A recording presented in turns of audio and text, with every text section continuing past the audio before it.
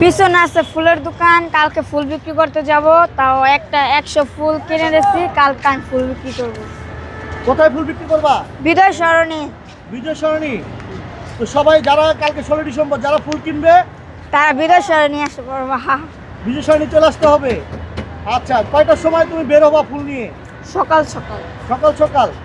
আরো যতক্ষণ লাগে বিক্রি করতে নাকি? হ্যাঁ তো বিজয় সরণি যারা ফুল কিনবে তারা কি বিজয় সরণি চলে আসবে? হ্যাঁ, একটু বলে দাও, তোমার মুখে তুমি একটু বলে দাও। বিজয় যারা যারা ফুল কিনতে চান তারা বিজয় সরণি আসতে পারেন।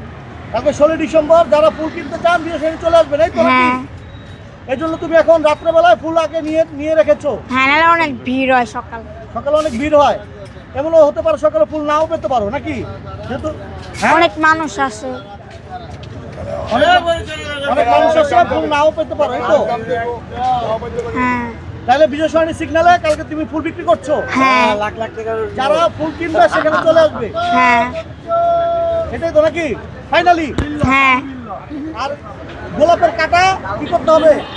যারা গোলাপের কাঠটা না পছন্দ করো, যারা গোলাপের কাঠটা না খাইতে পারো তারা যারা গোলাপের কাঠটা খাইতে পারো তারা গোলাপ কিনবা, যদি না খাইতে পারো তাহলে গোলাপের থেকে বাঘ বানালে গোলাপ খাইতে খাইতে পারবা কাটা। তাহলে তো ভালো থাকবে। হ্যাঁ হ্যাঁ